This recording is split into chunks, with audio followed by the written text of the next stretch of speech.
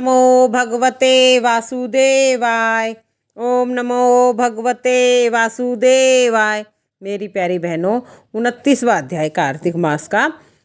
राजा पृथ्वी ने कहा, हे राजन, आपने कृष्णा और वेणी नदी के तट पर बनिए और कल्हा ने जिस प्रकार मुक्ति पाई सारी कथा हमको बताई। मैंने भली प्रकार सुनी देवऋषि। यह कार्य उन दोनों नदियों के प्रभाव से हुआ या इस क्षेत्र के प्रभाव से हुआ, कृपया करके यह बताने की कृपा कीजिए, क्योंकि मुझे संदेह है। नारद बोले, देवऋषि नारद बोले, कृष्णा नदी साक्षात भगवान श्री कृष्णचंद्र महाराज का शरीर और बेनी नाम वाली नदी भगवान शंकर का शरीर है। इन दोनों नदियों के संगम का महात्म्य भी ब्रह्मा जी भी वर्णन नहीं कर सकते। क्योंकि आपने जो पूछा है तो मैं आपको उनकी उत्पत्ति का वृत्तांत सुनाऊंगा। ध्यानपूर्वक सुनियो। चाक्षुष मनवंतर के आरंभ में श्री ब्रह्मा जी ने सह पर्वत के शिखर पर यज्ञ करने का निश्चय किया। वह सब देवता, भगवान विष्णु, भगवान शंकर और यज्ञ की सारी सामग्री लेकर उस पर्वत के शिखर पर गए। तब महर्षि भृगु आदि ऋषियों ने ब्रह्म मुहूर्त में उन्हें दीक्षा देने का विचार किया। इसके बाद उन्होंने श्री ब्रह्मा जी की पत्नी सवरा को बुलाया और भेजा। वह बड़ी आहिस्ता आहिस्ता आ रही थी। इसी बीच में श्री भृगु जी ने भगवान विष्णु ने पूछा, हे प्रभु, आपने सवरा को शीघ्रता से बुलाया था, क्यों नहीं आई? यदि ब्रह्म मुहूर्त टल गया तो फिर दीक्षा का कार्य कैसे होगा? इस पर भगवान विष्णु ने कहा, यदि सवरा यथा समय पर यहाँ पर नहीं आई तो आप गायत्री को अपनी स्त्री मानकर दीक्षा विधान कर दीजिएगा। क्या गायत्री पुण्य कर्म से ब्रह्मा जी की स्त्री नहीं हो सकती? नारद जी बोले, भगवान विष्णु ने भगवान शंकर की बात का समर्थन किया। यह बात सुनकर भृगु जी ने गायत्री को श्री ब्रह्मा जी के दाईं ओर बिठाकर दीक्षा विधान आरंभ कर दिया और ऋषि मंडल गायत्री को दीक्षा दे रहा था कि इतने में सवरा भी यज्ञ मंडल में आ पहुंची। श्री ब्रह्मा जी के पहलू में गायत्री को देखकर ईर्ष्या से क्रोध करके हंस कहने लगी। सवरा ने कहा, जहाँ अपूज्यों की पूजा होती है, जहाँ पूज्यों की अप्रतिष्ठा होती है, वहाँ पर दुर्भिक्ष, मृत्यु तथा भय तीनों में हुआ करते हैं। यह गायत्री जी श्री ब्रह्मा जी की दाईं ओर तथा मेरे स्थान पर बैठी है। यह अधर से बहने वाली नदी होगी। आप लोगों ने विचार से जो मेरे स्थान पर बिठाया तय आप भी सब इसके जड़ रूप नदियां होंगे। नारद जी ने महाराजा पृथ्वी से कहा, हे राजन, इस प्रकार सवरा के श्राप को सुनकर गायत्री मारे क्रोध के लाल बबूका होकर अपने होठ को काटने लगे। देवताओं के मना करने पर भी उसने उठकर सवरा को श्राप दे डाला। गायत्री ने कहा, ब्रह्मा जी जैसे तुम्हारे पति है वैसे मेरे पति भी है। तुमने व्यर्थ में ही श्राप दिया है, अतएव तुम भी नदी हो जाओ। नारद जी ने कहा। तब तो देवताओं में खलबली मच गई। वह सवरा को दंडवत प्रणाम करके कहने लगे, हे देवी, तुमने जो ब्रह्मा आदि सब देवताओं को श्राप दिया है, इससे यदि हम सब जड़ हो गए तो नदियाँ हो जाएंगे, तो फिर निश्चय ही ये तीनों लोक नष्ट हो जाएंगे। क्योंकि यह श्राप तुमने बिना विचारे दिया तो तुम इसको वापस ले लो। सवरा ने कहा, हे देवतागण, चूंकि आपने यज्ञ के आरंभ में गणेश पूजन नहीं किया, इसलिए यह विघ्न उपस्थित हो गया। मेरा यह श्राप खाली नहीं जाएगा, इसलिए आप सब अपने अपने अंशों से जड़ीभूत होकर अश्वमेध नदियाँ बनोगे। हम दोनों सोते भी अपने अपने अंशों से पश्चिम में बहने वाली नदियाँ बनेंगी। देवऋषि नारद जी ने राजा पृथ्वी से कहा। सवरा के वचन सुनकर सभी देवता, विष्णु, शंकर आदि अपने अपने अंशों से नदियाँ बन गए। भगवान विष्णु के अंश से कृष्णा, भगवान शंकर के अंश से वेणी और ब्रह्मा जी के अंश से कुकुदमती नाम वाली नदियाँ उत्पन्न हुई। और सब देवताओं ने अपने अपने अंश और जड़ बनाकर वहीं सह पर्वत पर फेंक दिया। फिर उन लोगों के अंश अलग अलग नदियों के रूप में बहने लगे। देवताओं के अंश से पूर्व वाहिनी तथा इनकी स्त्रियों के अंशों से सैकड़ों व हजारों की संख्या में पश्चिम वाहिनी नदियाँ उत्पन्न हो गई। गायत्री और सवरा दोनों पश्चिम वाहिनियाँ होकर एक स्थान बहने लगी। दोनों का नाम सावित्री पड़ा। श्री ब्रह्मा जी ने उस यज्ञ स्थल पर भगवान विष्णु और शंकर की स्थापना की। दोनों देवता महाबल तथा अतिबल के नाम से विख्यात हुए। हे राजन, कृष्णा और वेणी नदी की उत्पत्ति का वर्णन जो मनुष्य सुनेगा, उनको दर्शन से और स्नान से उनको सुनने से उनको दर्शन और स्नान के बराबर ही फल मिलेगा। जय जय श्री राधे, जय जय श्री राधे।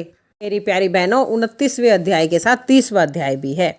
भगवान श्री कृष्ण जी महाराज ने कहा, हे प्रिय, नारद जी के ऐसे वचन सुनकर राजा पृथ्वी बड़े विस्मित हुए।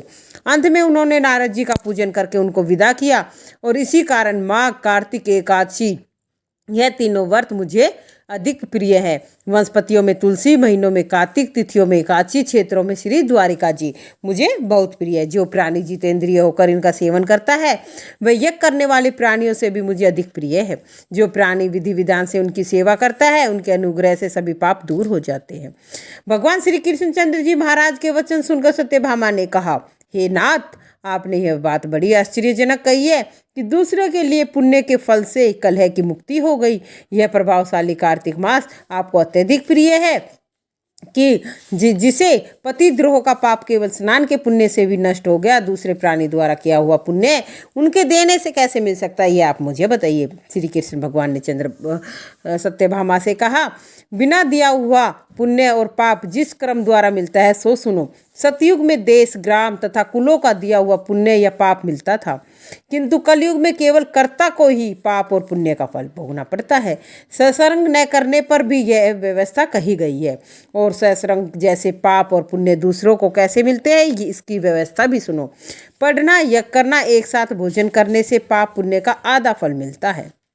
यदि हम पढ़ते हैं या करते हैं तो और एक साथ भोजन करते हैं तो उनका आधा फल मिलता है। एक साथ एक आसन पर बैठने पर, एक सवारी चढ़ने से, श्वास के आने जाने से पुण्य और पाप का चौथा भाग प्राणी मात्र को मिलता है। स्पर्श करने से, भोजन करने से, दूसरों की स्तुति करने से पुण्य तथा पाप का छठा भाग मिलता है। दर्शन करने से, सुनने से और ध्यान करने से मनुष्य को पुण्य और पाप का 10वां अंश मिलता है। दूसरों की निंदा, चुगली, धिक्कार करने से उनको 100वां भाग मिलता है। पुण्य करने वाले मनुष्य की जो कोई सेवा करता है वह सेवा का भाग लेता है और अपना पुण्य उसे देता है। स्त्री, नौकर और शिष्य के अतिरिक्त जो मनुष्य दूसरे से सेवा करवाकर उसको पैसा नहीं देता वह सेवक उसके पुण्य का भागी होता है। पंक्ति में बैठे हुए भोजन करने वालों की पत्तल जो कोई व्यक्ति लांघता है उसने जो पत्तल लांघी है उसके पुण्य का 6वां भाग देता है। स्नान तथा ध्यान आदि करते मनुष्य जो व्यक्ति बातचीत करता है या उसे स्पर्श करता है उसके पुण्य का 6वां भाग उसे दे डालता है। जो मनुष्य धर्म के कार्य के लिए दूसरों के लिए धन मांगता है और पुण्य का भागी होता है, ठीक उसी प्रकार जिस प्रकार दान करने वाला पुण्य का भागी होता है, जो मनुष्य धर्म का उपदेश करता है पश्चात से श्रोता से याचना करता है वह अपने पुण्य का 6वां भाग उसे देता है। जो मनुष्य दूसरों का धन चुराकर उसे धर्म करता है वह चोरों के पाप का फल भोगता है और शीघ्र ही निर्धन हो जाता है। जितना धन चुराता है पुण्य का भागी होता है। बिना ऋण से के उतरे जो मनुष्य मर जाते हैं उनको ऋण देने वाले सज्जन पुण्य के भागी होते हैं। शिक्षा देने वाला, सलाह देने वाला, सामग्री को जुटाने वाला, प्रेरणा देने वाला, यह सब पाप और पुण्य के 6ठे भाग को प्राप्त करते हैं। राजा प्रजा के पाप पुण्य के 6ठे अंश का भागी होता है। गुरु शिष्य और पत्नी का, पिता पुत्र का और स्त्री पति के लिए पुण्य का 6वां भाग पाती है। पति को प्रसन्न रखने वाली आज्ञाकारिणी स्त्री पति के लिए पुण्य का आधा हिस्सा लेती है। जो पुण्य आत्माएं प्राय लोगों को दान करता है वह उनके पुण्य का 6वां भाग प्राप्त करता है। जीविका देने वाला मनुष्य जीविका ग्रहण करने वाले मनुष्य के पुण्य के 6ठे भाग को प्राप्त करता है। इस प्रकार दूसरों के किए हुए पुण्य और पाप बिना देने के भी दूसरे को मिल सकते हैं, किंतु यह नियम जो कि मैंने बताए हैं कलयुग में लागू नहीं होते। कलयुग में तो केवल कर्ता को ही अपने पाप और पुण्य भोगने पड़ते हैं। इस संबंध में एक बड़ा पुराना इतिहास जो कि पवित्र भी है, बुद्धि देने वाला है, कहता हूँ, ध्यान पूर्वक सुनो। ये हम आपको कल बताएंगे। और भक्तजनों, जो ये है जो अंश है जैसे पाप और पुण्य के मिलते हैं, ये हमें सतयुग में मिलते थे। कलयुग में तो हम जैसा कर्म करेंगे वैसा ही फल पाएंगे, जैसा बीज बोएंगे वैसा ही फल पाएंगे। इसलिए भक्तजनों, कथा प्रेमी प्रभु के भक्तजनों, कहने का अभिप्राय ये है हम अपने कर्मों को, वचनों को अच्छा करें ताकि हमें इस संसार के मोह माया से छुटकारा मिलकर अंत में मोक्ष की प्राप्ति हो और प्रभु के दर्शन हो। तो मैं तो भगवत प्रेमियों, कथा प्रेमियों से सब के लिए यही दुआ करती हूँ भगवान से, अंत समय में अखियाँ तेरा दर्शन पाए, मोह माया से हो छुटकारा, दो हमको ये वरदान। इसी के साथ जय जय श्री राधे, जय जय श्री राधे।